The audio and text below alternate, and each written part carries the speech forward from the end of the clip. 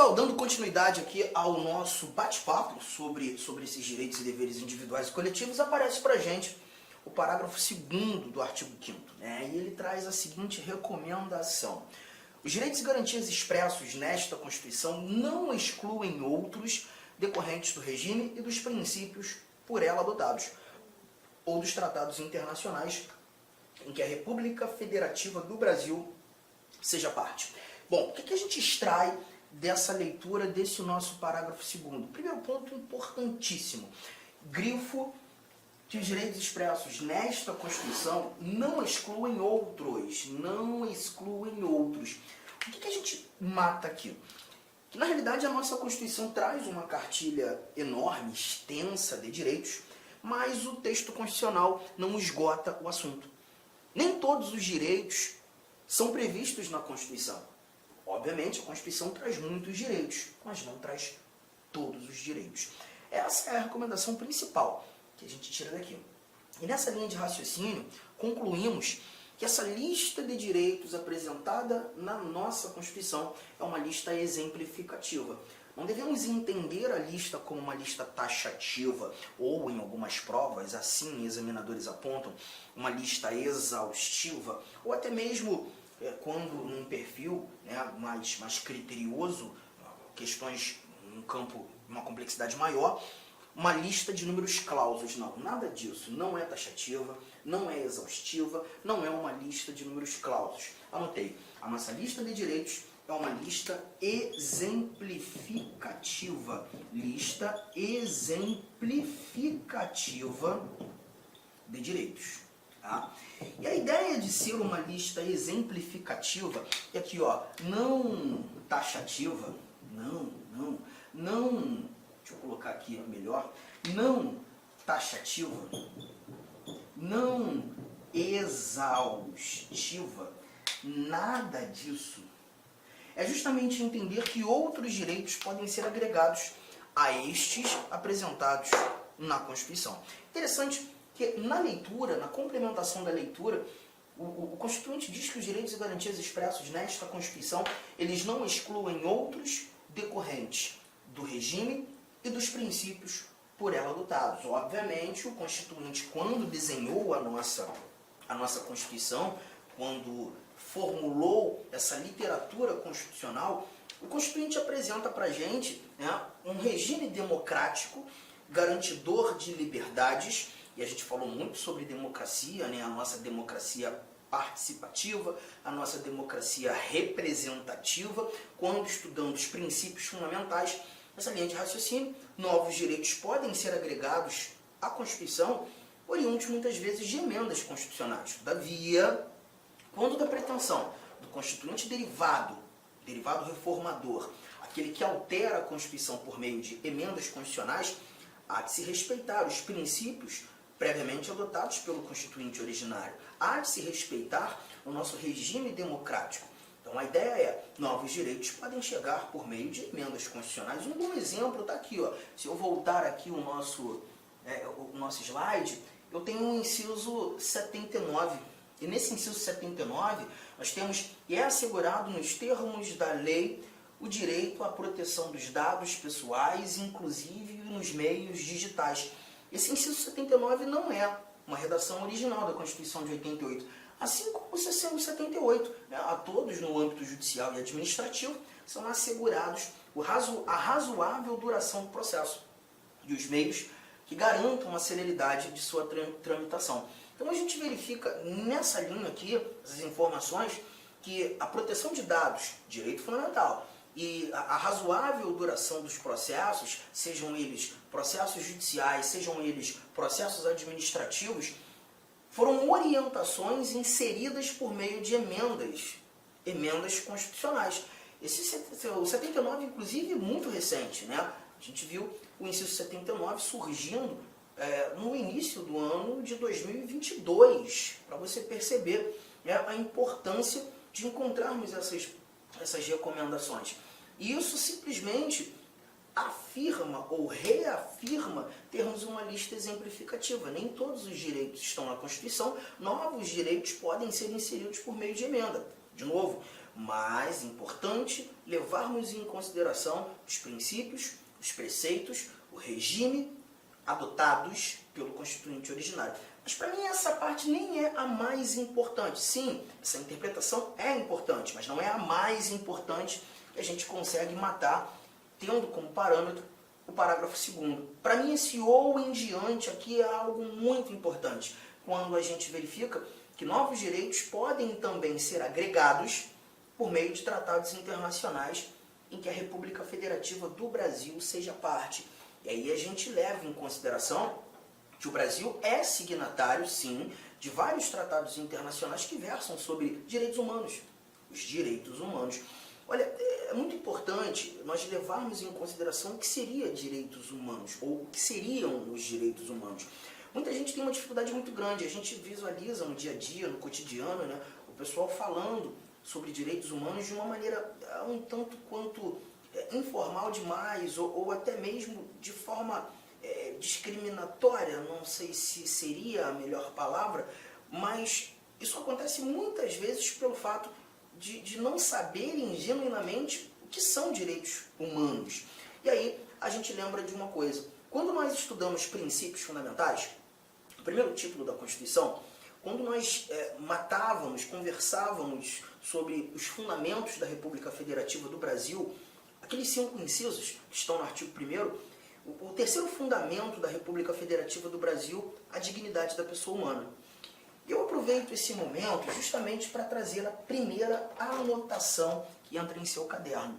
O princípio da dignidade da pessoa humana, nós já havíamos falado isso, é o princípio basilar dos direitos fundamentais. É o princípio basilar dos direitos fundamentais. E quando nós falamos desses direitos fundamentais, aparece a dignidade da pessoa humana.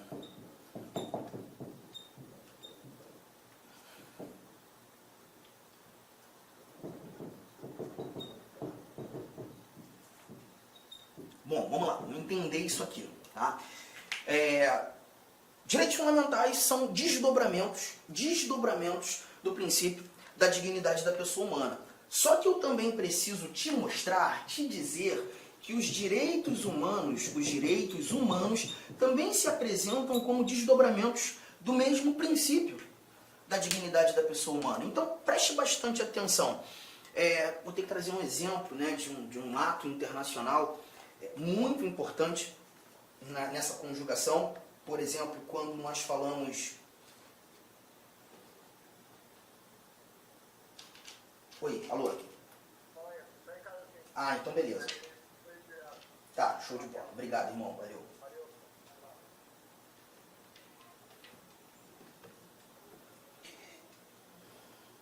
Tratar da Declaração Universal dos Direitos Humanos. A Declaração Universal dos Direitos... Eu vou voltar à parte dos direitos fundamentais. Espera aí.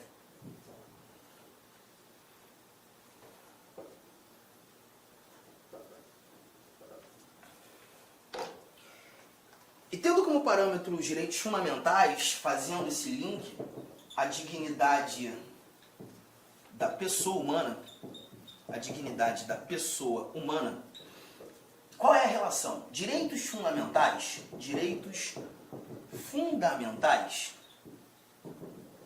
são desdobramentos desse princípio. Tudo bem? Até aqui? Só que eu também preciso te dizer que os direitos humanos também se apresentam como desdobramentos desse mesmo princípio. Eu vou ter que trazer um exemplo de um ato internacional muito importante no nosso cotidiano, né, que é a chamada Declaração Universal dos Direitos Humanos. Essa Declaração Universal dos Direitos Humanos foi o primeiro ato internacional sobre essa ramificação de direitos humanos, um ato que buscou efetivamente internacionalizar direitos humanos.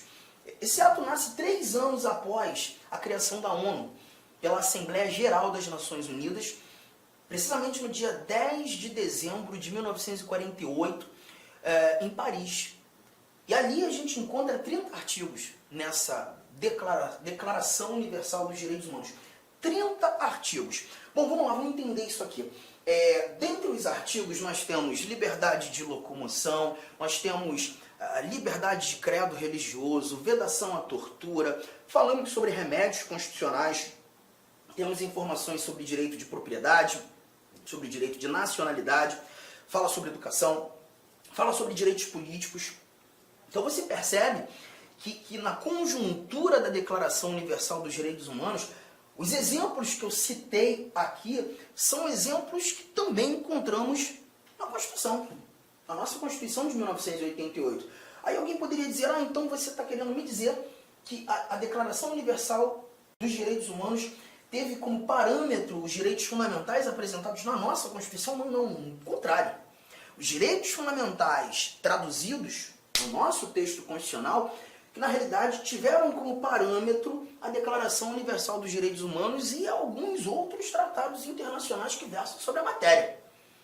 Perceba, tratam do mesmo conteúdo, ambos desdobramentos do mesmo princípio, o princípio da dignidade da pessoa humana. Então não há diferença? Há diferença, mas a diferença não está no conteúdo, na matéria. A diferença, ela está na aplicabilidade. Porque quando tratando dos direitos fundamentais, nós verificamos aplicabilidade nacional. Aplicabilidade nacional. Os direitos fundamentais são apresentados em constituições e terão aplicabilidade no território daquele determinado Estado soberano. Os direitos humanos, por sua vez, já apresentam para a gente aplicabilidade universal. Então a gente está verificando aqui facilmente que nós temos na realidade desdobramentos do mesmo princípio, mas com aplicabilidades distintas. É por isso que tratados internacionais versando sobre direitos humanos podem agregar valor aos direitos fundamentais apresentados na nossa Constituição. Isso mais uma vez ratifica a ideia, a nossa lista de direitos prevista na nossa Constituição não é uma lista taxativa, não é uma lista fechada, não é uma lista exaustiva, é uma lista aberta, é uma lista exemplificativa. Bom, fizemos essa correlação, né? E aí me aparece o parágrafo 3º do nosso artigo 5º. Queria que você anotasse essas informações são extremamente importantes para todos nós. Só que o parágrafo 3º vem e traz mais alguns valores sobre esses mesmos tratados internacionais sobre direitos humanos. Olha o que nós encontramos aqui. Parágrafo 3º. Os tratados e convenções internacionais sobre direitos humanos que forem aprovados em cada casa do Congresso Nacional, 2 turnos, 3/5 dos votos dos respectivos membros serão equivalentes às emendas constitucionais.